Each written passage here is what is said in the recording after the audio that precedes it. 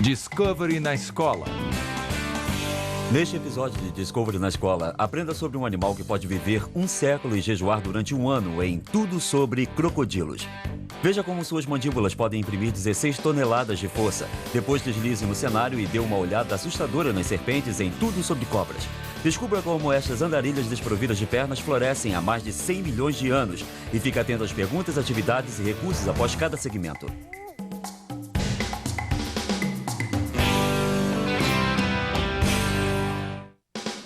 Pense nisso antes de assistir Tudo sobre Crocodilos. O que você sabe sobre a espécie de animais conhecida como répteis? Enquanto assiste ao programa, preste atenção nos diversos animais dessa espécie, como o jacaré e o crocodilo. Observe como os crocodilos criam seus filhotes, digerem o alimento e usam seus sentidos especializados para sobreviver. Discovery na Escola apresenta Tudo sobre Crocodilos.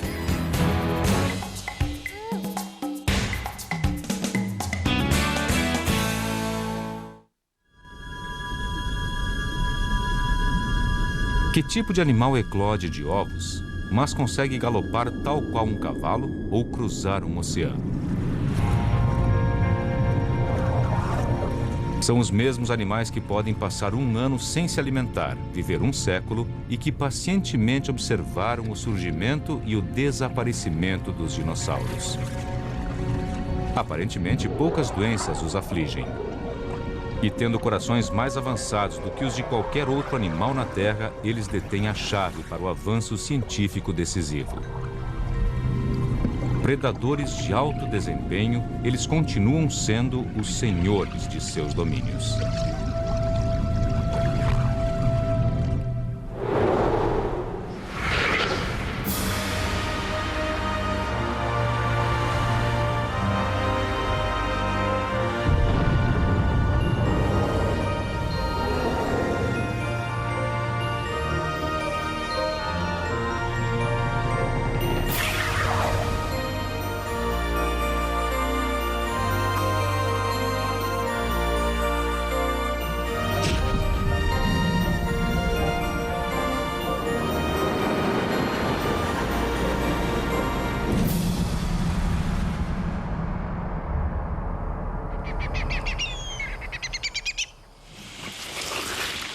Estes são os maiores predadores répteis do mundo. Podem pesar mais de 1 tonelada.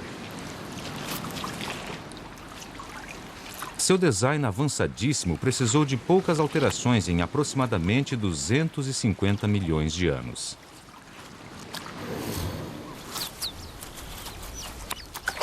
Ao desaparecer na água, resta somente um periscópio altamente sensível sobre a superfície. Olhos que enxergam à noite tão bem quanto durante o dia, capazes de observar todos os movimentos. Ouvidos ocultos estão escutando, enquanto narinas pouco expostas completam a vigilância no convés superior. Mas esta é a ponta do iceberg. Abaixo da superfície, este predador imóvel está alerta a movimentos, percebendo vibrações na água através da pele.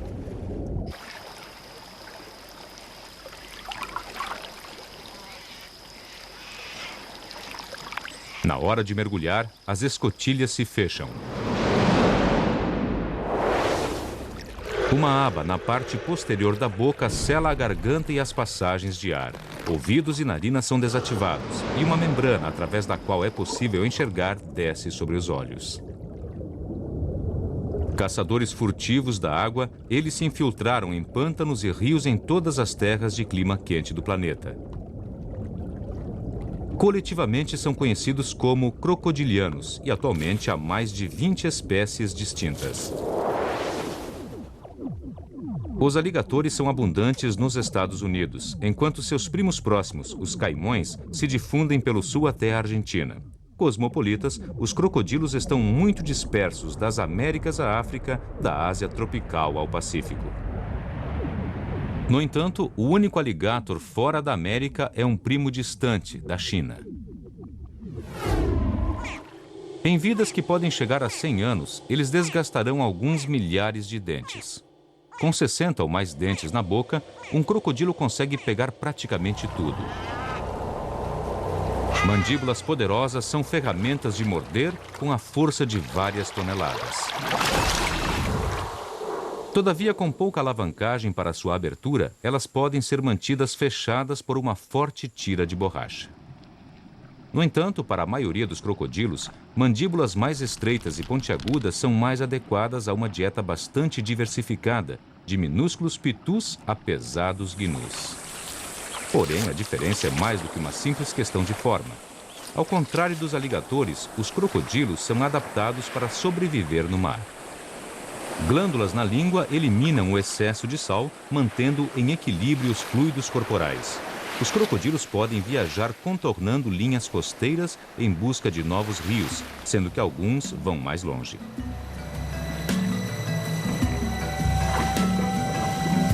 Os crocodilos de água salgada são verdadeiros nadadores olímpicos. Às vezes empreendem jornadas épicas de centenas de quilômetros para alcançar ilhas oceânicas remotas. Não é um crocodilo nem um alligator. Uma criatura estranha se aquece às margens de um rio indiano, um gavial. Com uma narina bulbosa, repugnante, o macho pode chegar a 6 metros, mas é inofensivo aos humanos. Mandíbulas com forma de espadim, com dentes pontudos como agulhas, são armas letais para apanhar peixes escorregadios, e o gavial come pouco mais do que isso. O rio Luangwa, no Zâmbia. Os últimos 20 milhões de anos ofereceram aos crocodilos residentes um cardápio em constante mudança. Nem sempre em porções simples de serem manejadas, nem fáceis de serem retiradas das margens.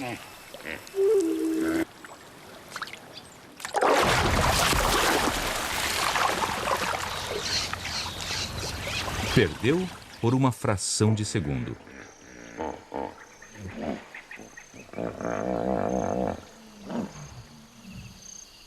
A brisa noturna traz o bafo de carne apodrecendo e a promessa de um festim. Para os crocodilos, bem entendido. Apesar de parecer guloso, um crocodilo come porções surpreendentemente pequenas. Seu estômago é pouco maior do que uma cabeça humana.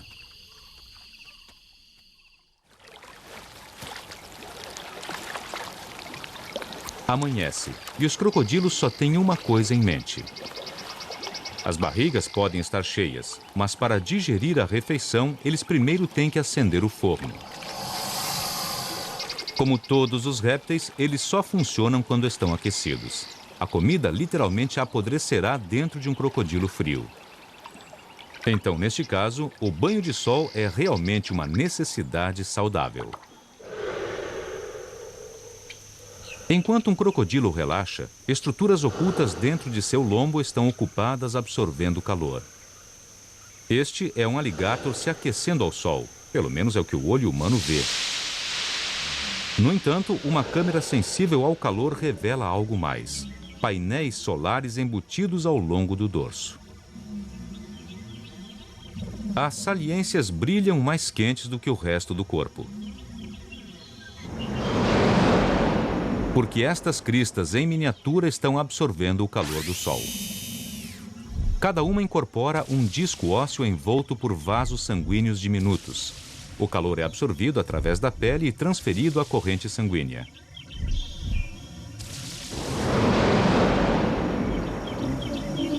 A temperatura de conforto máximo para a maioria dos crocodilos está ao redor de 32 graus centígrados. Se fica mais quente, eles simplesmente vão para a sombra ou para a água.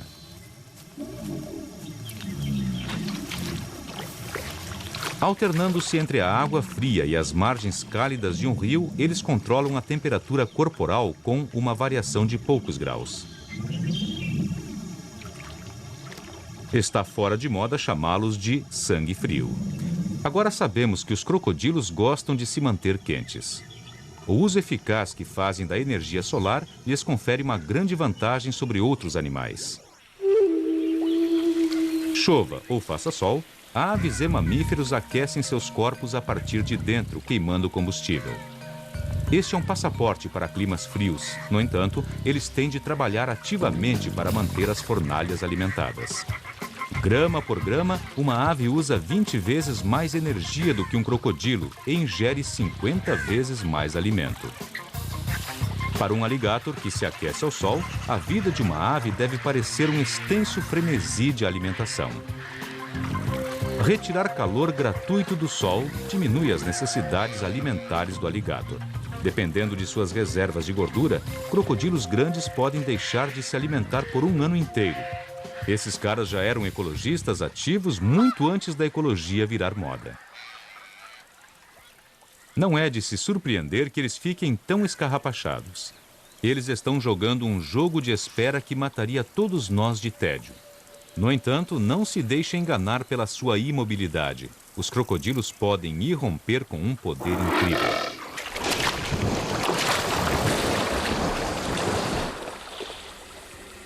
Em terra, eles também conseguem andar lentamente por quilômetros à procura de água se o seu córrego moradia secar. Aqui, eles caminham mais com a andadura elevada de 4 pernas de um mamífero do que esparramados ou coleando como um réptil. Mas essa forma avançada de movimento não é dos mamíferos nem dos répteis. É exclusiva dos crocodilos.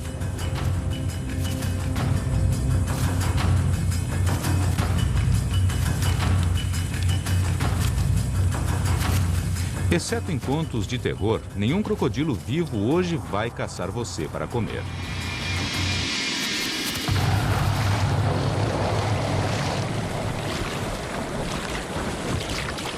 No entanto, foi assim que os crocodilos deram início à sua carreira evolutiva há 200 milhões de anos. Pequenas espécies protótipo, com menos de 1 metro de comprimento, realmente corriam atrás de suas presas. Projetos posteriores chegaram a incorporar dedos curtos e grossos semelhantes a cascos. Esses crocodilos saltitantes devem ter sido predadores infernais. Mas foram as mandíbulas alongadas e a dissimulação do caçador que senta e espera espreitando a margem que provaram ser o design vitorioso. É uma fórmula que já foi usada por muitos animais diferentes, como este pleurossauro colossal, um caimão de 10 metros com uma narina do tamanho de um balde no focinho. Imagine o máximo, um crocodilo do tamanho de um tiranossauro rex. Ele foi um exterminador de dimensões gigantescas, um matador de dinossauros nos pântanos do delta do Mississippi. O Dinosuchus foi um predador de 7 toneladas. Não há marcas de dentes aqui. Esta é uma cirurgia de ponte de safena e, para muitos, é uma cirurgia de alto risco, o último recurso. E alguns animais chamados primitivos estão prestes a nos ajudar. Se pudéssemos aprender um pouco mais sobre seus estupendos corações. Doutor Silbeck, sala 5. Doutor Silbeck, sala 5. As artérias que alimentam os nossos corações podem ficar bloqueadas em nível crítico. Apenas uma ponte de safena pode nos salvar.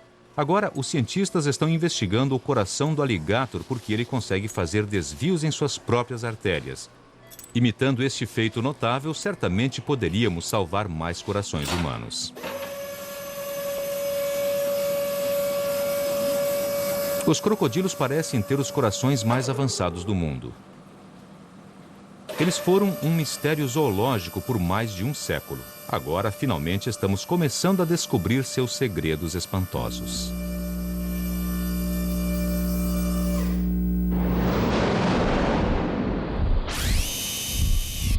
Assim como os nossos corações, o do alligator é dividido ao meio. Um lado bombeia o sangue para os pulmões, onde ele absorve oxigênio novo. O outro lado recebe o sangue oxigenado e o envia a todo o corpo. Até agora, tudo bem.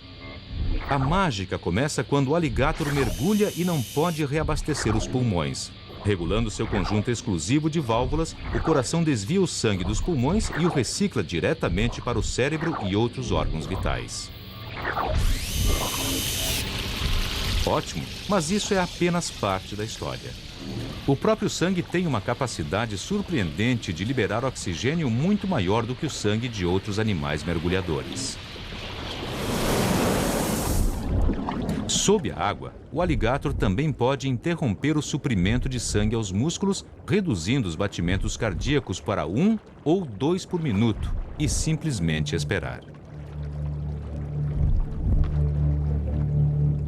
Em posição de espera, ele pode espreitar aqui durante algumas horas. Todavia, segundos após voltar a respirar, o coração retoma velocidade, restaurando o funcionamento normal de pulmões e músculos.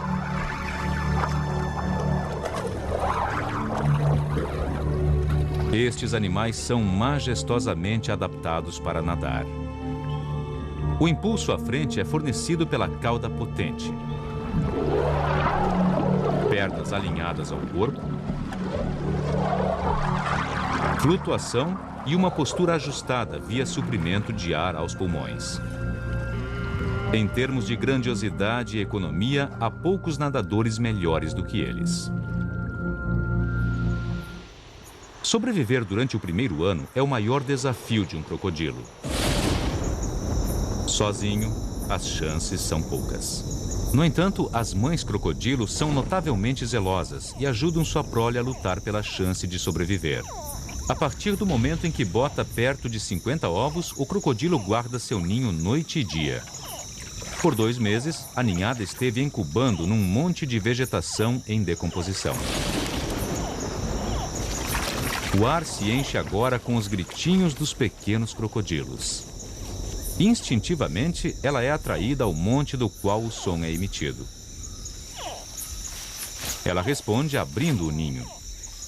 Os movimentos dela, por si só, são suficientes para estimular a eclosão dos ovos que estão embaixo.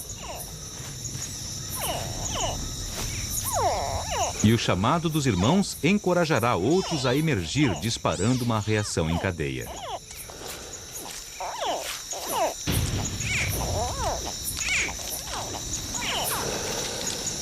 O avolumar do corpo desperta seu instinto maternal.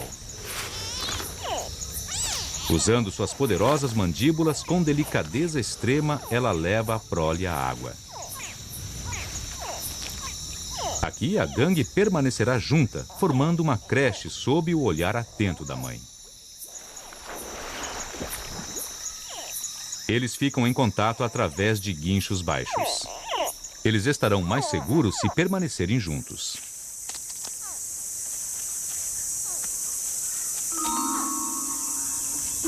No entanto, ninhos desprotegidos e filhotes são alvos fáceis. Desta vez, o caçador se torna a presa. Lagartos monitores vasculham as margens recolhendo recém-nascidos.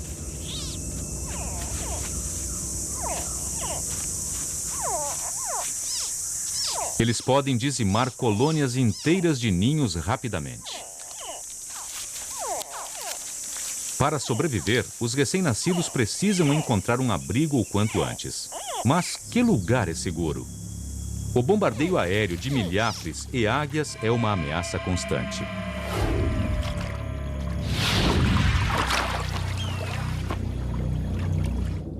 Uma escapada por um triz. Mas ainda não acabou.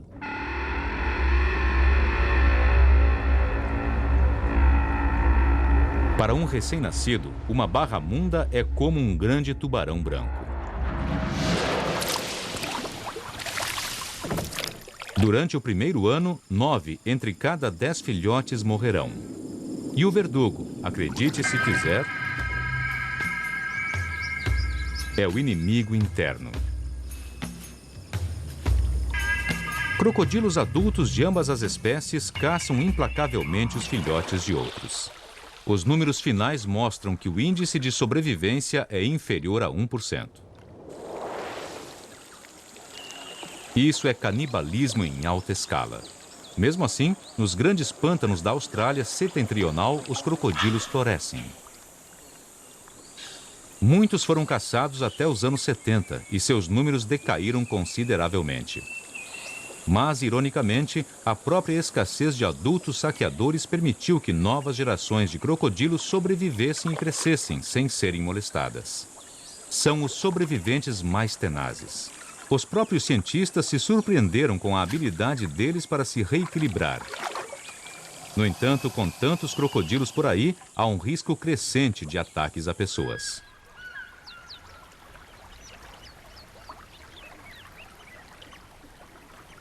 Na África, um ano ruim vê centenas arrebatadas por crocodilos do Nilo. Aquilo que nos assusta inspira respeito e até reverência. Tudo indica que ninguém venerou os crocodilos com tanta devoção quanto os antigos egípcios.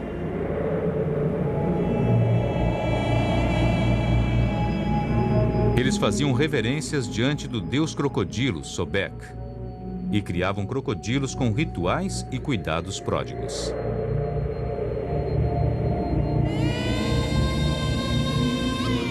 Quando seus crocodilos morriam, eram preservados para a vida eterna. Não obstante, por uma estranha reviravolta no destino, foram os crocodilos que trouxeram os antigos de volta à vida. Na virada do século, houve uma escavação arqueológica em Fayum do Sul. Eles estavam escavando um cemitério e é claro que os trabalhadores esperavam encontrar objetos preciosos no cemitério. Os trabalhadores sempre ansiavam por ouro. Quando abriram um dos sarcófagos, o que eles encontraram não foi ouro, nem mesmo múmias humanas, e sim múmias de crocodilos. Um trabalhador ergueu sua pá com raiva e bateu com ela no crocodilo. E o que havia dentro? Papel antigo fora usado para encher e formar o invólucro desse crocodilo. Reordenando-o novamente e o relendo, fomos capazes de reescrever a história daquele período. And from putting it together again and reading it, we're able to rewrite the history of this period. E para a historiadora, a doutora Dorothy Thompson, esses arquivos escondidos focalizaram nitidamente um aspecto específico do Antigo Egito. Nos últimos anos do domínio romano no Egito, eles transformaram a apresentação de crocodilos aos visitantes em cerimônia elaborada. Em dias festivos especiais, crocodilos eram enfeitados com joias e todo tipo de adornos e podiam ser alimentados com bolos, biscoitos e uma bebida especial feita de vinho e mel. E há rumores sobre um sacerdote que chegou a abrir as mandíbulas do crocodilo para forçá-lo a engolir a comida. Acho que algumas vezes os crocodilos podem ter sido alimentados em excesso por turistas entusiasmados. Sob as várias formas que assumiram, os crocodilos sempre foram predadores dominantes, antes mesmo dos dinossauros.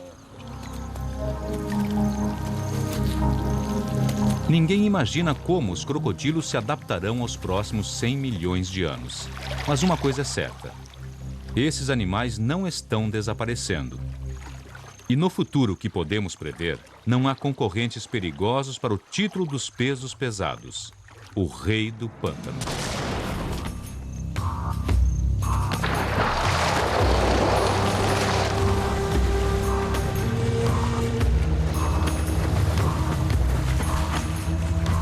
Continue conosco. A seguir teremos debates, perguntas, atividades e recursos em Discovery na Escola.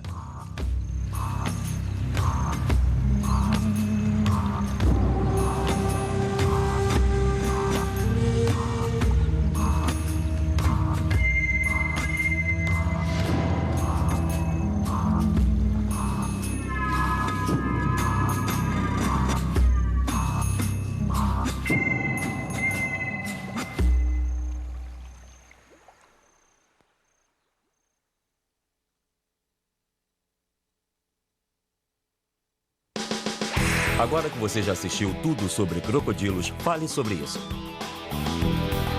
As fêmeas de crocodilo geram até 10 filhotes de cada vez, mas 9 deles morrem durante o primeiro ano.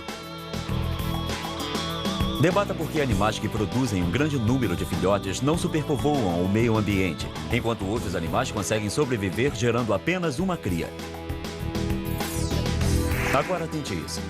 Faça uma lista com as características físicas e comportamentais que tornam um crocodilo uma espécie tão bem-sucedida e de vida tão longa.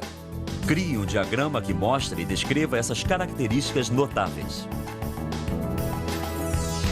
Para aprender mais, Discovery na Escola sugere Crocodilos, História Natural e Preservação, neste endereço da internet. Peça que sua bibliotecária o ajude a explorar os muitos recursos que sua biblioteca tem a oferecer.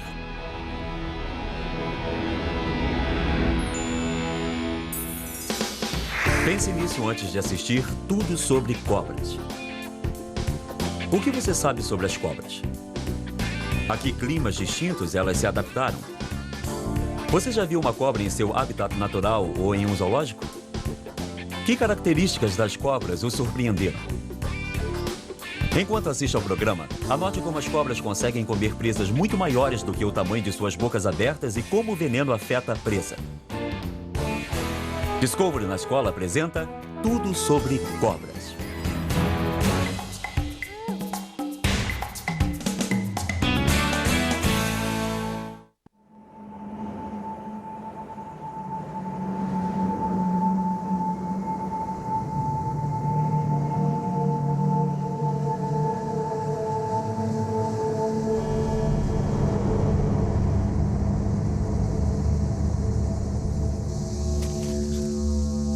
No calor extenuante do deserto australiano, uma cobra aterradora caça sua presa.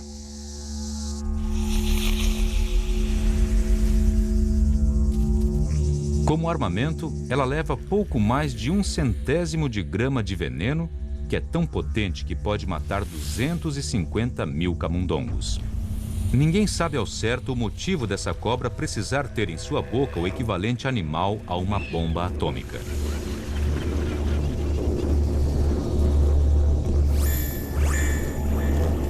Mas, sem os membros e patas dos outros predadores, as cobras tiveram que encontrar outras formas para garantir a morte de suas presas.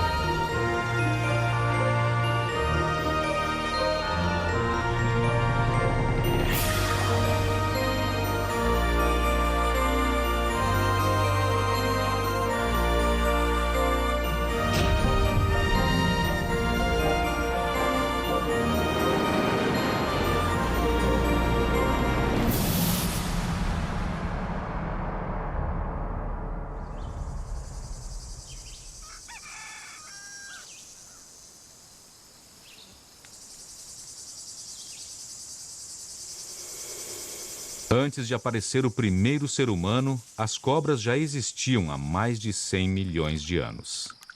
Excetuando-se as regiões polares e umas poucas ilhas, elas se espalharam por todo o mundo.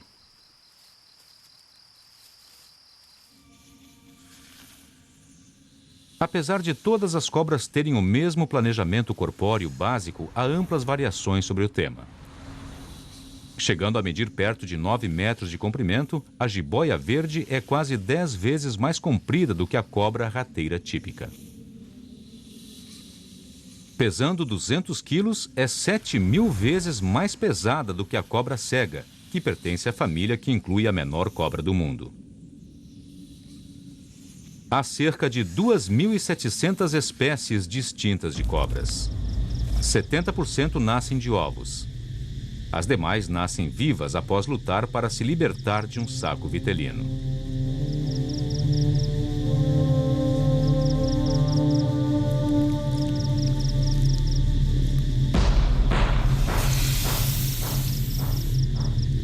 Presas e veneno são encontrados apenas em 1/4 de todas as cobras conhecidas.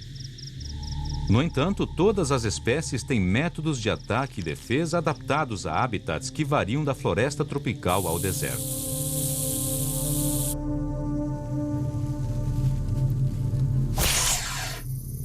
Esta é a cauda da cobra cantal. Para uma rã, pode parecer uma minhoca, mas não por muito tempo. Depois de tentada, a rã deixa de ser predadora, transformando-se em presa numa única investida. Das copas das árvores às profundezas dos oceanos, as cobras transformaram uma aparente desvantagem num sucesso evolutivo. Criaturas sem membros são sobreviventes surpreendentes e às vezes aterrorizantes.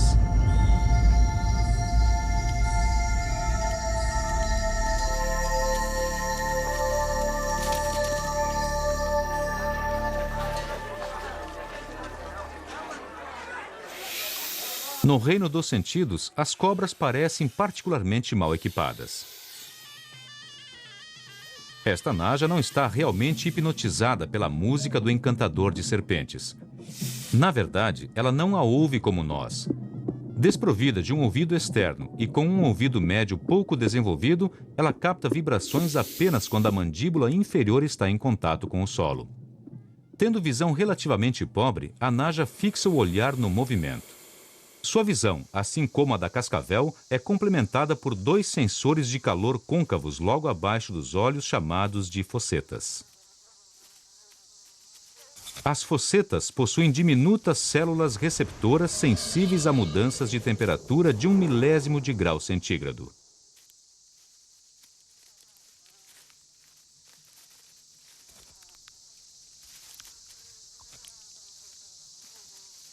Em seu habitat desértico, a cascavel consegue distinguir a brisa cálida do calor emitido por sua presa em potencial. O cérebro recolhe essa informação e a combina com imagens visuais para localizar a presa com exatidão. Ela é tão precisa que, quando ataca, tem um índice de quase 100% de sucesso. A importância da visão varia muito entre as espécies de cobra. A cobra cega tem um olho degenerado que é apenas uma célula receptora de luz.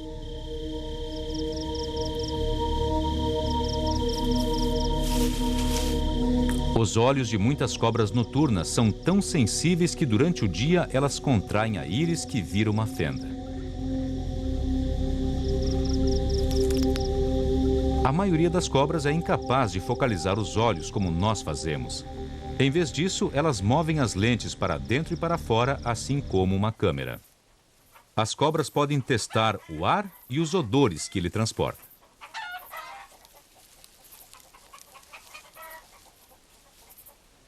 Um dispositivo especializado, denominado órgão de Jacobson, é encontrado em todos os répteis. Nas cobras, as extremidades gêmeas da língua sugam moléculas odoríferas do ar e as depositam dentro deste órgão, transmitindo a informação ao cérebro.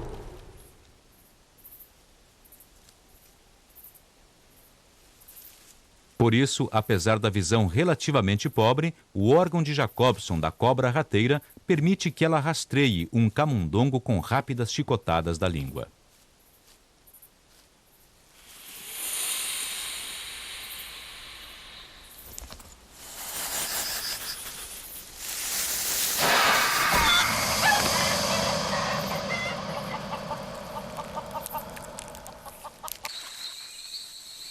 A jiboia verde tem as mesmas armas de caça.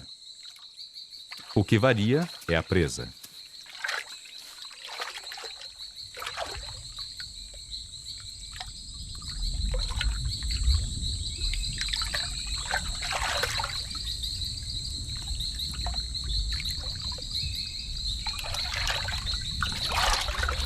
Dificilmente um camundongo satisfaria a fome de uma jiboia de 9 metros de comprimento, mas um caimão anão, sim.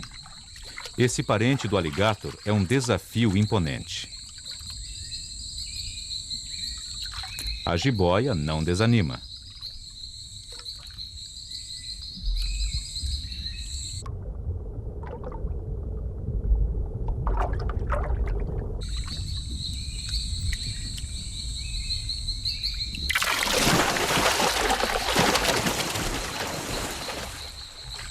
Mas como é possível que uma cobra devore um animal maior que sua boca?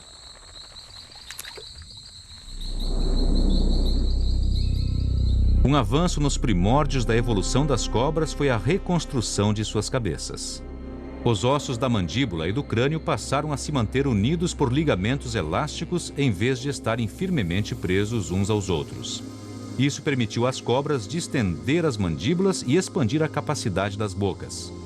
Elas também dividiram a mandíbula no queixo, permitindo que ela se separe e se abra ainda mais. Elas usam as presas pontudas que apontam para trás para segurar a presa e não para mastigá-la nem dilacerá-la, como outros predadores o fazem. Apenas um quarto de todas as espécies de cobras projetou dentes ampliados com um sulco ou tubo oco no centro, semelhante a uma agulha hipodérmica. Com eles, elas podem injetar veneno.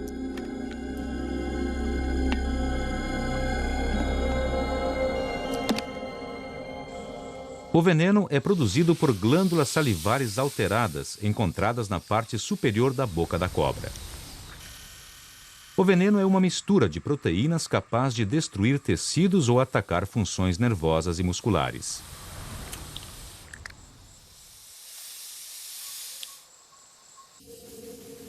As cobras não são simplesmente predadores, também são presas e têm formas criativas de defesa. Esta naja, que cospe vermelho, lança o veneno na direção dos olhos do atacante. A cobra amarela expande sua crista, objetivando aparentar ser maior do que realmente o é. A venenosa víbora de escamas cerradas é encontrada na África e em partes da Ásia, em áreas de densa população humana. Ela avisa sua presença letal roçando escamas intensamente eriçadas na lateral do corpo.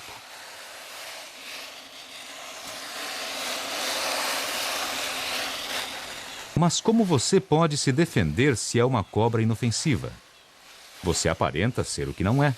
Com uma forma corporal tão simplificada, é fácil para as cobras aparentar com grande êxito ser uma outra coisa. Estas são as cores do perigo. Pertencem à cobra coral venenosa.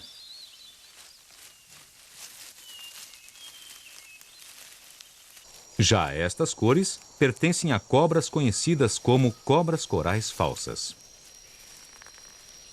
Um velho ditado norte-americano diz: vermelho e preto sem veneno, vermelho e amarelo, morte certa.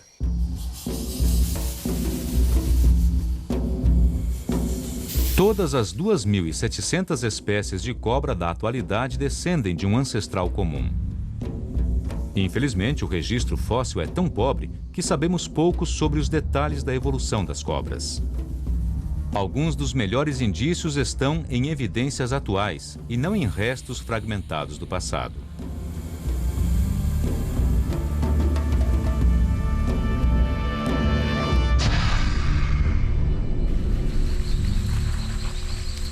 Pense na sucuri.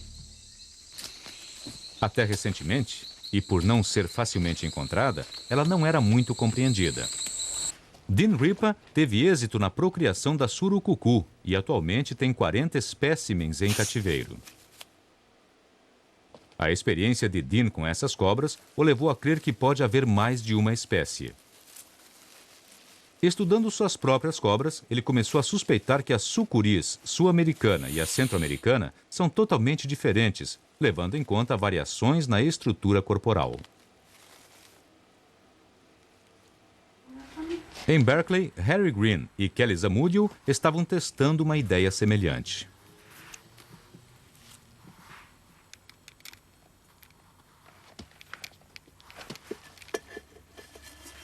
Estudando o DNA da sucuri, eles chegaram a resultados surpreendentes. Eles descobriram que o que se pensava ser uma única espécie, na realidade, são 3 espécies. Isto fornece indícios para entender como as cobras modernas evoluíram. Na tela temos as sequências de 3 cobras e embaixo temos as 2 formas da América Central e acima temos a forma sul-americana. E coloquei essas 3 em cima apenas para comparar, porque olhando o DNA aqui, olhando as sequências, podemos ver que há uma grande semelhança entre as 2 formas centro-americanas. Porém, há uma grande diferença entre as 2 formas centro-americanas e a forma sul-americana. Mas as 2 formas centro-americanas não são idênticas.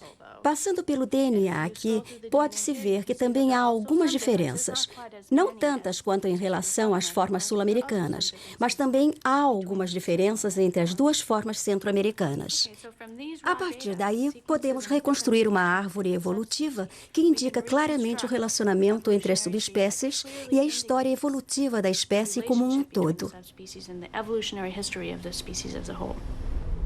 As sucuris sul-americanas foram separadas das da América Central pela elevação dos Andes há mais de 12 milhões de anos. Depois, uma cadeia de montanhas que percorre o centro do que hoje é a Costa Rica separou as sucuris centro-americanas, acarretando a evolução de 3 espécies isoladas de cobras. A origem das cobras é um pouco obscura. O certo é que ocorreu há mais de 100 milhões de anos. Temos hoje certeza de que as cobras surgiram de um grupo de lagartos.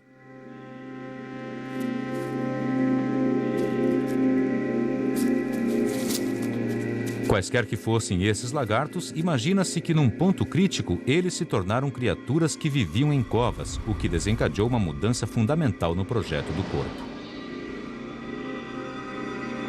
Se observarmos estes grupos de lagartos, a perda dos membros e o alongamento do corpo ocorreram evolutivamente, repetidas vezes, provavelmente dúzias de vezes.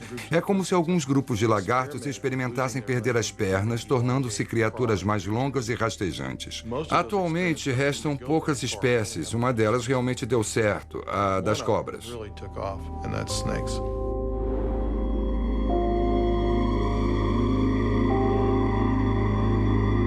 Os restos dessa experiência bem-sucedida podem ser vistos perto da cauda deste esqueleto de jiboia. Aguilhões diminutos que outrora foram pernas traseiras se projetam através da pele de jiboias vivas. Mas para sobreviver, as cobras dependem de um complexo sistema de fibras musculares e tendões envolvendo até 300 costelas.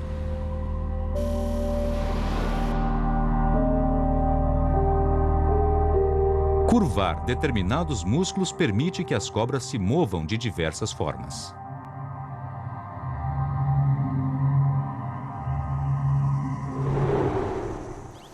Cobras grandes e volumosas se movem de forma similar às lagartas. Uma onda de atividade muscular viaja da cabeça à cauda.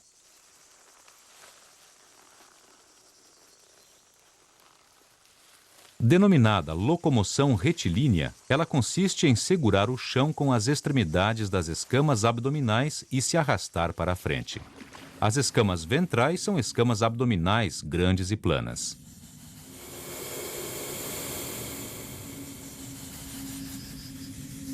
Elas se prendem às costelas por uma série de músculos.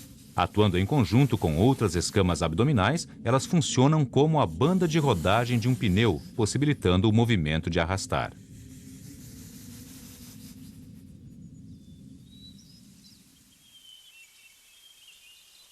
Essas escamas são tão eficazes que algumas cobras, como a cobra rateira, conseguem se elevar verticalmente.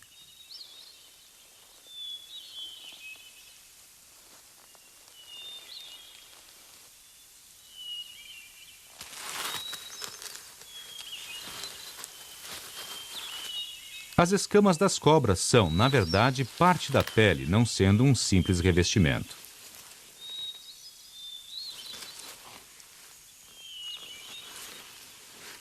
Elas protegem a cobra, além de permitir elasticidade e flexibilidade consideráveis. Mas o uso de suas peles pode ser tão variado quanto seus padrões e cores.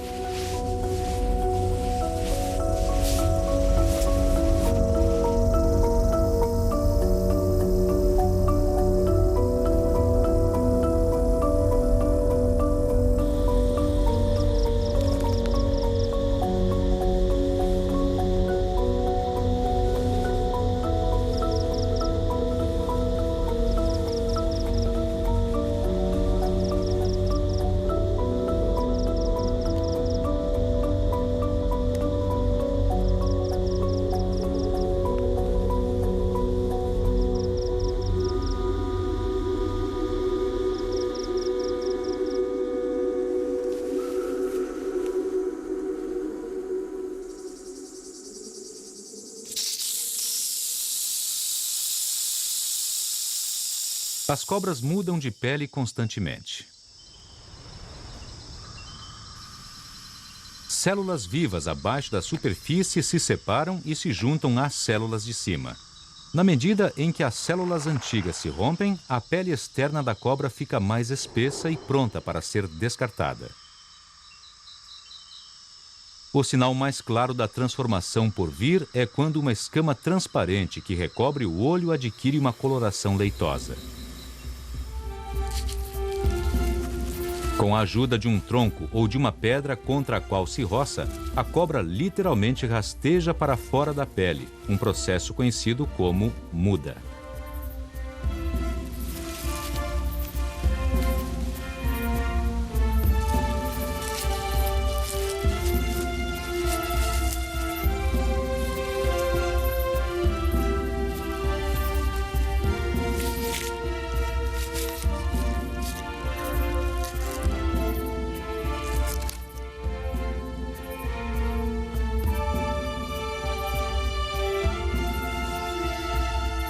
Na pele abandonada, restam apenas indícios desvanecidos do padrão e da coloração.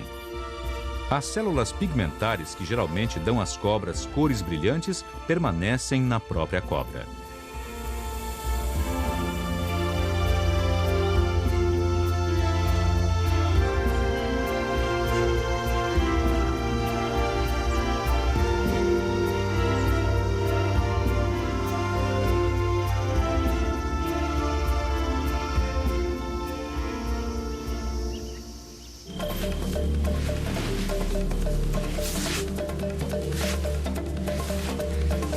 As cobras adaptaram os seus métodos limitados de locomoção para que funcionem numa grande diversidade de habitats.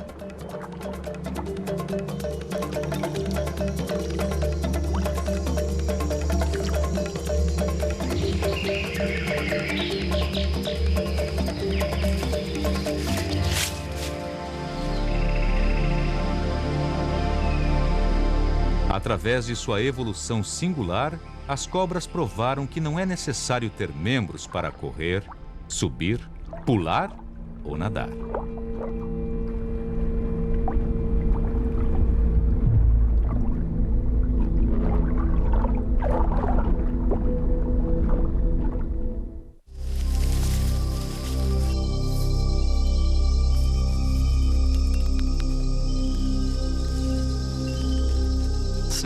As cobras existem na Terra há milhões de anos e, pelo que me parece, deverão continuar existindo por outros milhões de anos. Desde que não haja nenhuma interferência com elas, não há razão para não se acreditar nisso. Elas são extremamente bem adaptadas ao ambiente no qual vivem.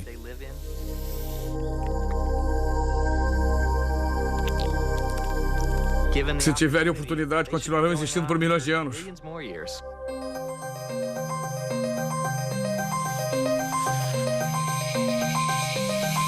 Versão brasileira Sincrovídeo. Continue conosco. A seguir teremos debates, perguntas, atividades e recursos em Discovery na Escola.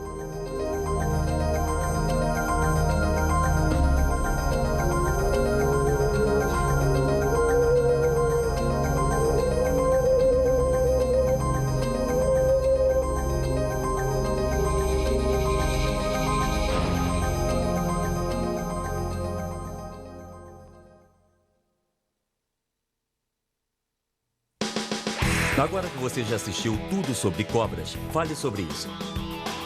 Os ossos da mandíbula e do crânio das cobras são mantidos unidos por ligamentos elásticos, que se separam, permitindo que a cobra engula presas grandes. Debata como esta adaptação possibilitou que a espécie florescesse sem o uso de pernas ou dentes. Que outras características permitem que as cobras sobrevivam? Agora pense nisso. Pesquise o uso simbólico de cobras na religião, na arte e na cultura popular. Depois faça uma apresentação breve sobre as suas descobertas. Explique por que os símbolos têm significados específicos. Para aprender mais, Discovery na Escola sugere HapLink, neste endereço na internet. Peça que sua bibliotecária o ajude a explorar os muitos recursos que sua biblioteca tem a oferecer.